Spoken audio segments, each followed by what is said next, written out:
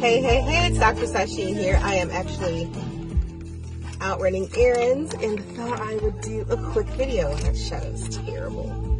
Sorry, the sun is like right there, so I'm trying to, let's try this. Is that better? Marginally. Anyway, it's Dr. Sasheen here, and I did a video this past week, or I did a live actually, where I talked about calling all academics. It's okay to think about quitting your job because I'm talking about the magic of starting over. And one of the things that I want to point out to anyone who listens to that video and who has sorry, I do not have the rights to any of this music because I'm just jamming out in the car. So I was waiting since I'm waiting. There are three things I think that's really important when you are thinking about starting over, especially if you've been in a career long-term, if you've been in a relationship long-term, because this could apply to anything, right? If you have lived in the same city your whole life and all of a sudden you just realize, you know what? I need something different. I need to change. There are three things that you want to keep in mind. Number one, it's okay to change your mind in this process. It's okay to not know exactly what you're ready to do next. It's okay to just know that you want something different. This is a good step to brainstorm. I like the Post-it method. I'll talk about that later on. This is a good step to brainstorm all the things that you've either put off, dreams deferred, aspirations that you had, and see where your heart leads. Like, where is it that you want to see yourself going? What direction is that? You may not know the how yet, but getting a clear handle on the what will make it so much easier. And it's okay to say, I used to want to do that. I don't want to do that anymore. Now that I think about it and I thought that's what I really wanted, what I realize is now I don't really want this. I really want to do this thing. So for instance, I have always loved animals, and I thought at one point I would either go back to vet school, which I never did, enough schooling, but open some kind of pet store or something. And as I think about my life moving forward, what I realize is that one day I would love to own an animal sanctuary, but I have zero desire to run one. Maybe one day I may in fact own pet stores or something to do with animals. But that's not really my dream anymore. That's not really where I want to go anymore. So that's not on the list of things that I would do if I were starting over again. So you want to think about, where does your heart want to go now? You know, the beauty of starting over when you're a little bit older, a little bit later in life, is you've got all this experience behind you. And so that's number two. Don't discount what you've already done and what you already know. There's this saying, right?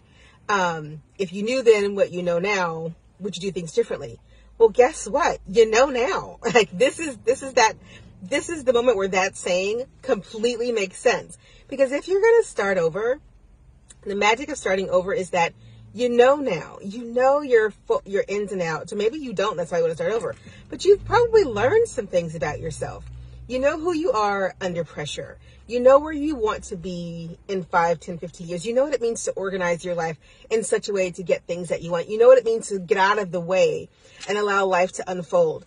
There's so much that you know now. And so because you have this wealth of experience, these skill sets, this knowledge base that you have acquired over the years, you're not starting from zero. You're not 21, or if you are, hello. But chances are, if you're watching me, you're not. But you're not 21, right? You're not going, I don't know jack about Jack. Because let me just say something, 21-year-olds, y'all know jack about Jack. You know, whatever. But you're older, and you know jack about Jack. And in fact, you probably know jack about a lot of things. And so the beautiful thing about choosing to move into something new is that you bring with you all of the things that you already know. You know now, so you can move forward and not have to repeat some of the same mistakes that you might have been repeating in your past because you didn't learn the lesson. But you can roll forward with the punches a little easier because you know now.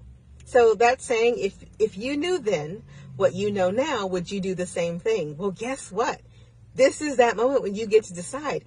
I would, in fact, not do the same thing because, wait for it, I do know now what I didn't know then, and now I don't want to do this anymore. Now I'm ready to do something different. Finally, the third thing, okay, so the first thing is, where does your heart want to go? Brainstorm what you've been thinking about, and it's really easy to figure out where you want to go because chances are you're dreaming about it. your brain keeps fixating on things in this certain way, and you're like, gosh, I really wonder if I could. Number two, you're not starting from zero. You bring with you a literal library of Congress of experiences, attitudes, mindsets, knowledge, which can work against you, right? But can also work for you. We're going to focus on the positive. You bring all of this stuff with you. And so not only do you come with a bunch of stuff, you know how to learn new things to get you where you need to be.